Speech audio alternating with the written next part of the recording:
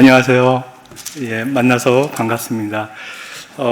우리 조현범 형제님께서 제 소개를 너무 잘해주셔서 제 소개는 따로 할 필요가 없을 것 같습니다. 일단 예배 시간 전에 우리 희망부 담당 목사님이신 홍성철 목사님과 잠시 대화를 나눴는데요. 우리 목사님과 또한 이 서울 시민교회에서 우리 장애인들에 대한 뜨거운 사랑, 그리고 그들을 섬기시고자 하는 그 열정을 많이 느꼈습니다. 그래서 너무너무 감사했습니다. 자, 오늘 함께 읽으신 시편 16장 3절 말씀 다시 한번 봉독하시겠습니다. 시작. 땅에 있는 성도들은 존귀한 자니 그들에게 있도다. 아멘.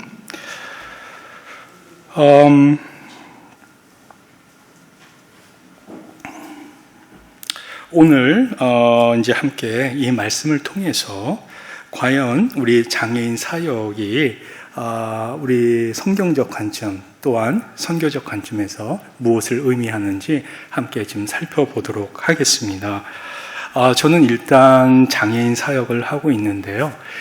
지체 장애인 대상은 아니고요. 발달 장애인 그리고 지적 장애인들을 대상으로 지금 사역을 하고 있습니다.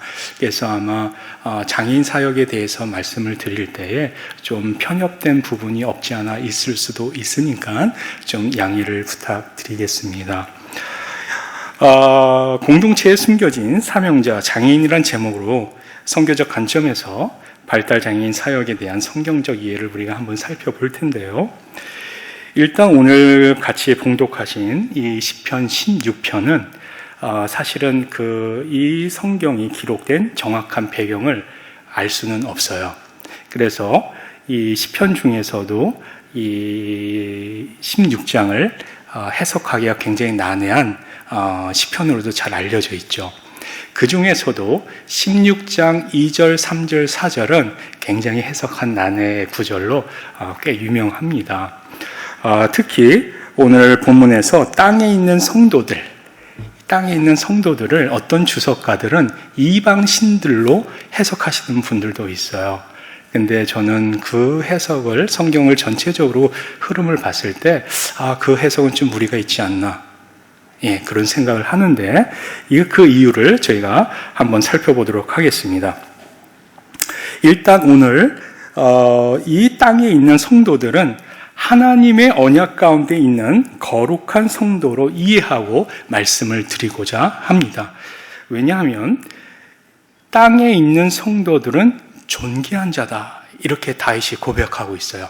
그리고 그 성도들로 인해서 나는 기쁘다, 그 성도들로 인해서 기쁘다, 이렇게 고백을 하고 있는데 그 땅에 있는 성도들이 존귀한 자다. 이 존귀하다라는 의미가 원어로는 아디르라는 단어로 표현이 되어 있어요. 근데 이 단어는 하나님을 나타내는 데 주로 쓰이는 단어예요. 성경을 살펴보면요. 그래서 하나님의 전능하신 뛰어난 능력, 그분의 권능, 영원한 주권, 전적인 주권, 존귀, 절대적인 우월성, 하나님의 아름다움을 나타낼 때 이 아디르, 존귀하다라는 표현을 쓴다는 것이죠. 그래서 이러한 용법을 봤을 때 여기서 땅에 있는 성도들이란 이방신들을 의미한다기보다는 하나님의 언약 가운데서 주님께서 절대적인 주권으로 선택하신 하나님의 백성, 성도들을 의미한다고 보는 게 좋다고 저는 생각을 합니다. 그래서 이 존귀한으로 해석된 이 말이 또 명사적으로 사용될 때는 귀인 또는 영도자, 지도한다는 뜻이죠. 영도자로 사용되며 또 종말에는 메시아를 이 존귀한 자다라는 이 단어로 표현하고 있어요. 그리고 앞으로 메시아가 존귀한 자로서 이스라엘을 다스리실 분으로 묘사되고 있습니다. 역대하 23장 20절에서는 바벨론 포로 이후 이스라엘의 지도자로부터 백부장들과 방백들 사이에 놓여서 이 존귀한 자가 표현이 되고 있어요. 그리고 이사야서 33장 21절 상반부에는 여호와는 거기에 위엄한 중에 우리와 함께 계시리라 라고 표현이 되어 있습니다. 그래서 이 존귀하다 이 표현은 주로 여호와 하나님과 관련돼서 사용되는 말인 것을 우리가 볼 수가 있어요. 이러한 내용들을 보아서 이 난해 구절인 오늘 본문 시편 16편 3절에서는 이 단어가 성도들을 의미하고 있는 것으로 보인다는 것이죠. 그래서 땅에 있는 성도, 즉 언약 가운데서 하나님의 선택을 받은 자들은 존귀한 자들이다. 존귀한 자들이다. 지금 이 자리에 계신, 이곳에 계신 우리 성도님들은 모두 주님께서 보시기에 존귀한 자들임을 믿습니다. 그런데 이 존귀하라는 말이 누구와 관련이 되어 있다고요? 항상 하나님과 관련된 쓰인다는 말이에요. 그렇기 때문에 이 땅에 있는 자들은, 성도들은 존귀한 자들이다. 이 말은 이 땅에 있는 성도들은 하나님과 관련이 되어 있는 자들이라는 것이죠. 또는 하나님을 나타내는 자들이다. 하나님을 나타낸다는 것은 하나님께서 하시는 그 일들을 나타내는 자들이 바로 이 땅에 있는 누구다? 성도라는 것이에요. 하나님의 일을 나타내는 자들이 성도라는 것이에요.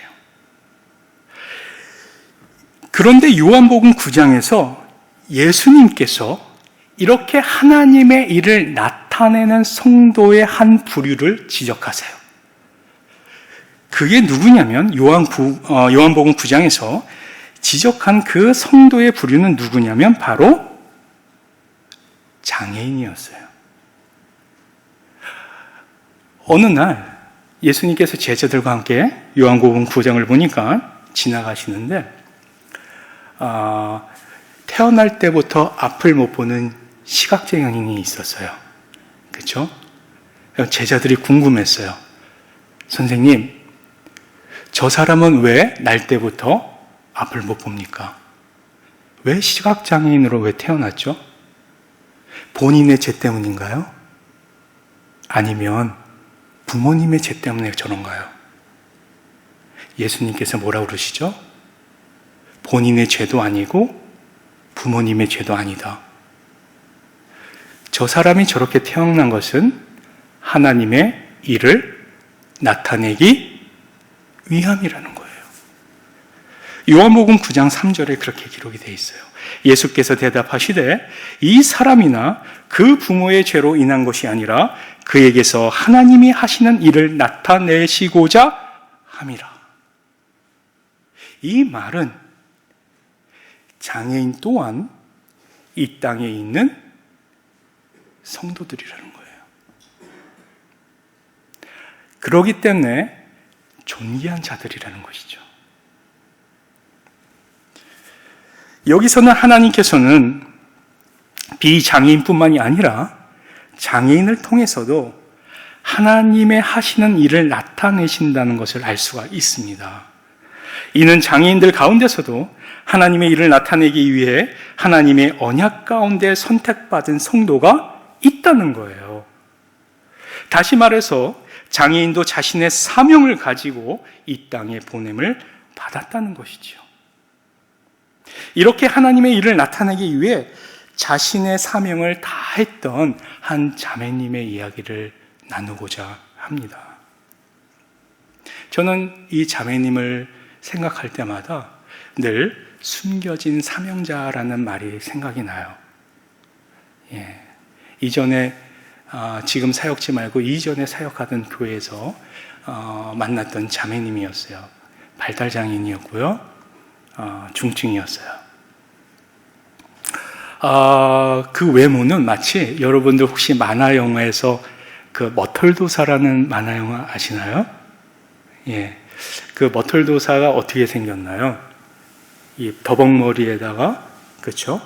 얼굴도 못생겼잖아요. 키도 작고. 저는 이 자매님을 볼 때 이 만화 주인공이 생각났어요.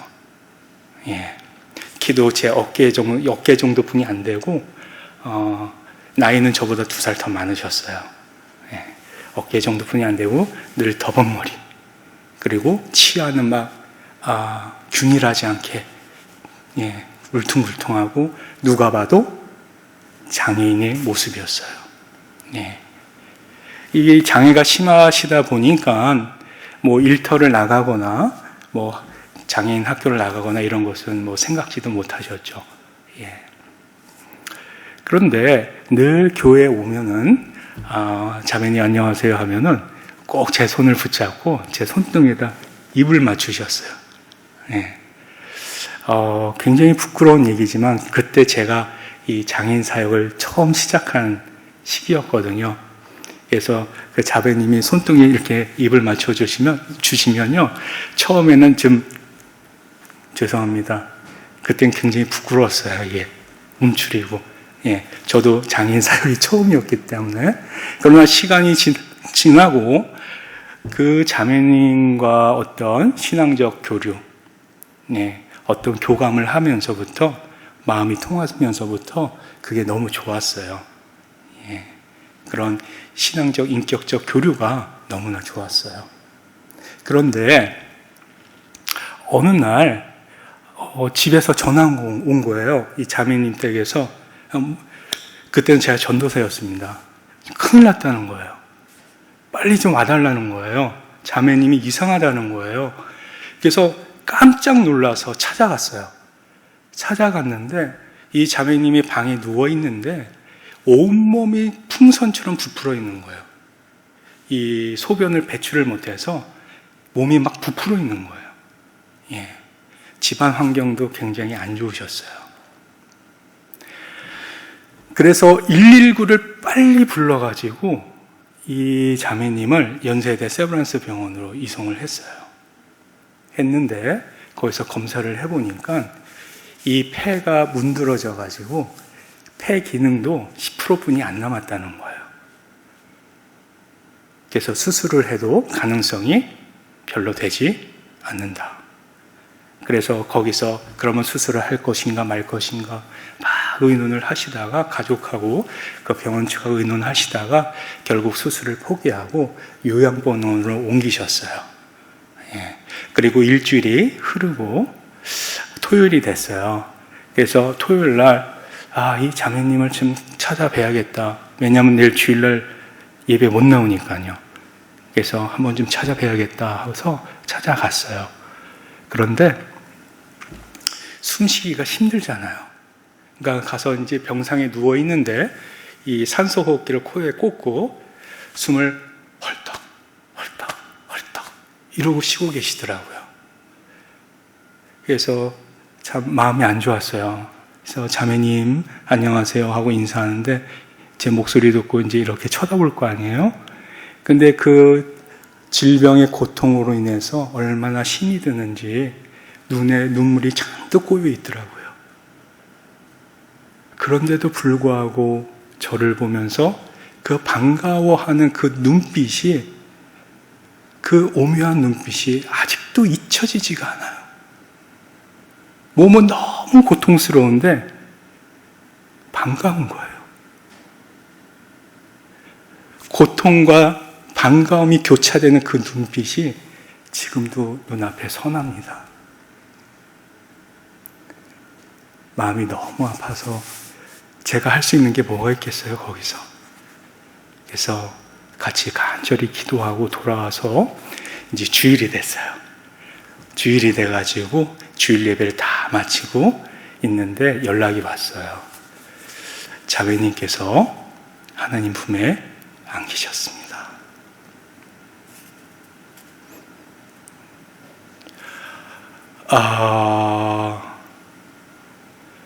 그래서 부모님은 그 자매님 부모님은 예수님 안 믿는 분이들이었어요. 불신자였어요. 그래서 어쨌든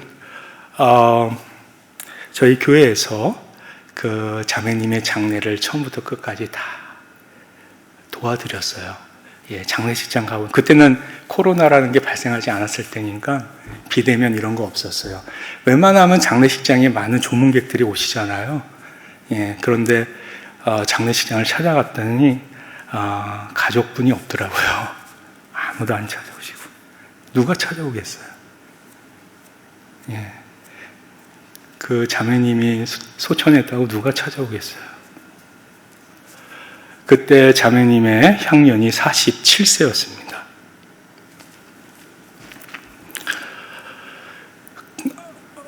저는 그 자매님과 함께 교회에서 신앙생활할 때에 그런 생각을 잠깐 했었어요.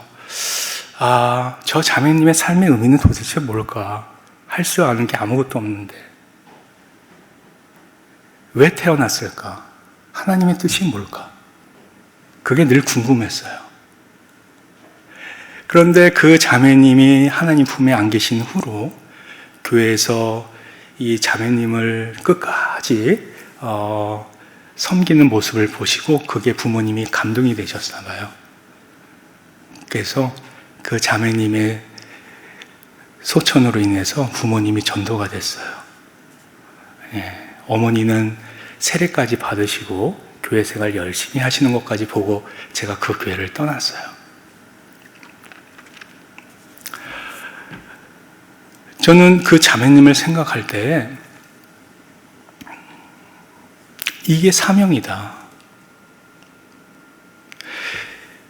여자의 몸으로 태어나서 정말 그렇게 외모로는 일그러진 모습으로 그 수십 년을 살아가면서 누구든지 할 수 있는 그 사랑 한번 못 받아보고 사랑은커녕 세상의 관심 밖에서 무시받고 천대받으면서 그 오랜 세월을 살아왔을 텐데 그나마 이 마음의 위로를 교회 와서 받는 일주일에 한 번, 1시간 그런 삶을 살아오신 분인데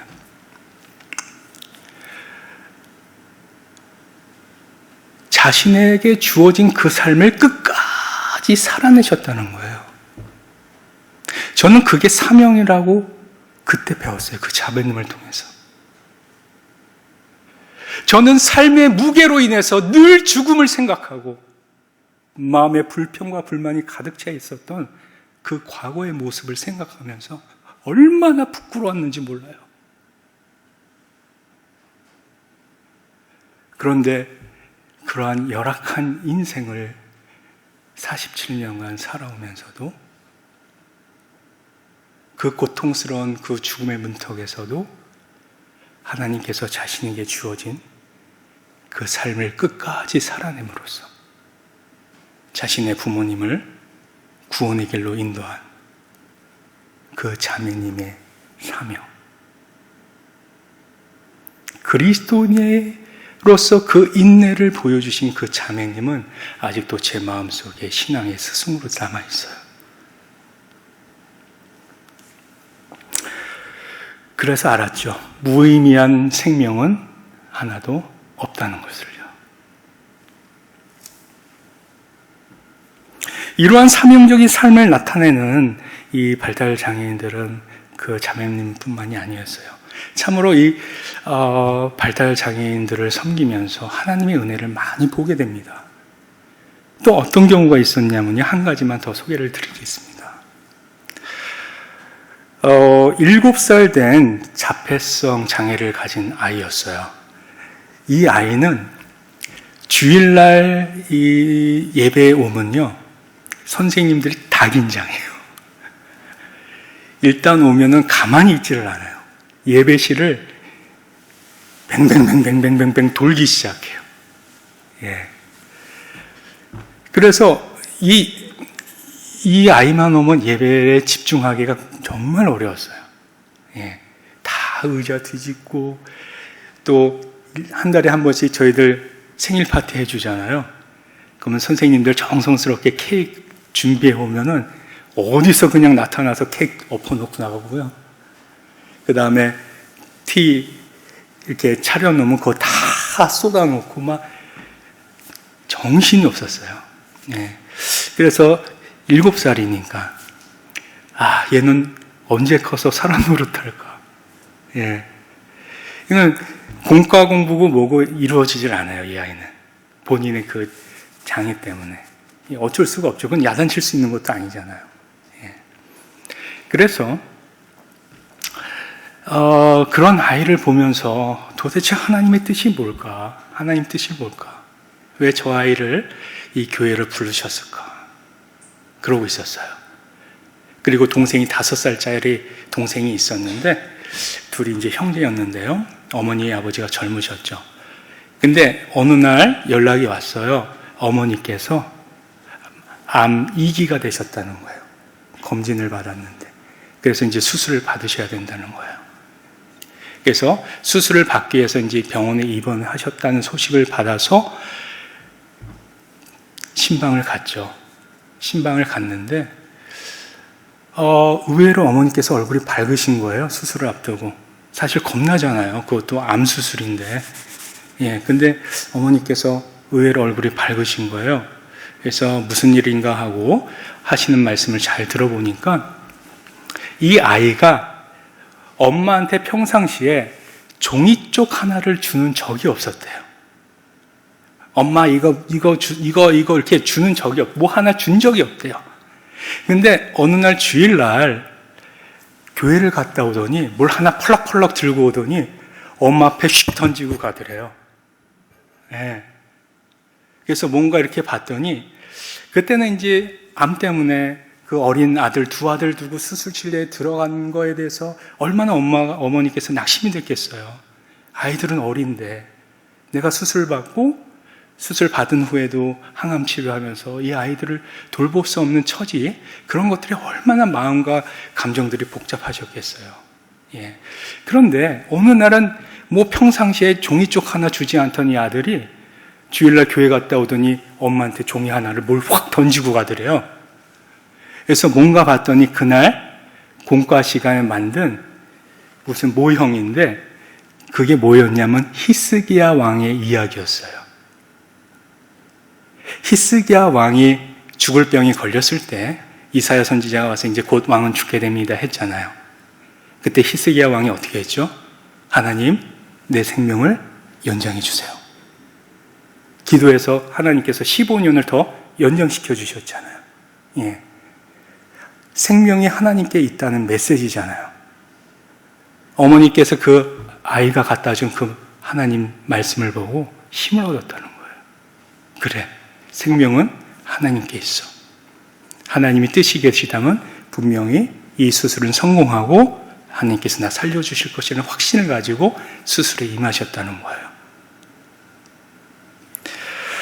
제가 말씀드리고 싶은 것은 하나님께서는 우리가 이해할 수 없는 방법으로 하나님의 일을 또한 이루어 가고 계신다는 것입니다. 우리가 장애인들을 봤을 때, 특히 발달 장애인들을 봤을 때 우리 지체들이 뭘 할까? 도대체 이해할 수 있을까? 하나님 말씀 가르치면 저를 알아들을까? 생각되잖아요.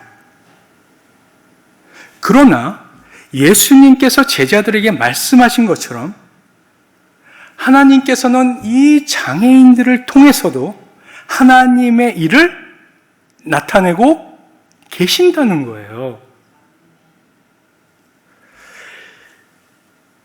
땅에 있는 성도로서 존귀한 자들인 이 장애인이라는 것은 이 땅에서 하나님의 능력이 나타나는 성도로서의 장애인이라는 것이에요. 또 다른 표현으로는 하나님의 하시는 일을 나타내는 존귀한 성도로서의 장애인이라는 거예요. 연약한 자를 통해서 강한 자를 부끄럽게 하시는 그 하나님의 거룩하신 뜻이 이 장애인들을 통해서 나타난다는 것이에요. 이는 장애인들은 우리가 도움을 주어야 할 대상일 뿐만이 아니라 하나님의 일을 나타나기 위해 함께 협력해야 할 동력자라는 것을 우리는 마음속 깊이 새겨야 할 줄 믿습니다. 지금도 어디선가 자신에게 주어진 삶을 충실하게 살아가며 세상이 이해할 수 없는 방법, 즉 하나님의 방법으로 자신의 사명을 다하고 있는 장애인들을 생각하면 지금도 마음이 뭉클뭉클합니다. 목사인 저도 할 수 없는 일들을 하나님께서는 우리 장애인들을 통해서 이루어 가시는 것을 저는 지금도 보고 있습니다. 장애인 사역 속에서 하나님의 구원의 역사를 발견하고 또한 증거하는 서울시민교회 공동체가 되시기를 간절히 축원합니다. 우리는 왜 이걸 못 볼까요? 장애인들에게 문제가 있을까요? 아니면 그 하나님의 은혜를 발견하지 못하는 우리의 어두운 눈 때문일까요?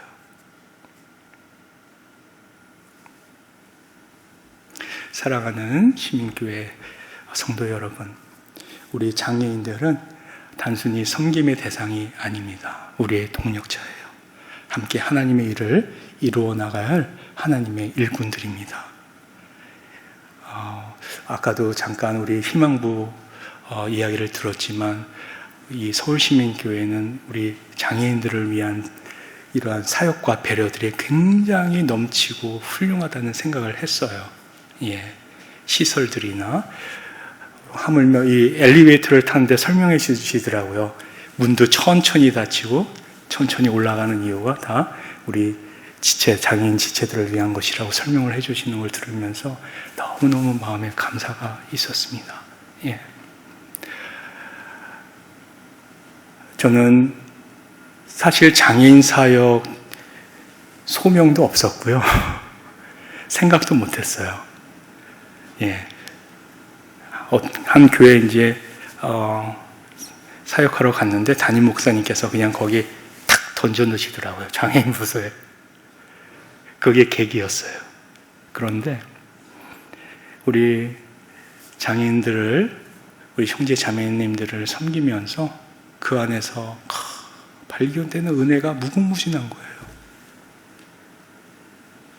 그래서 제가 우리 형제 자매들을 섬기기보다는 우리 형제 자매들을 통해서 깨지고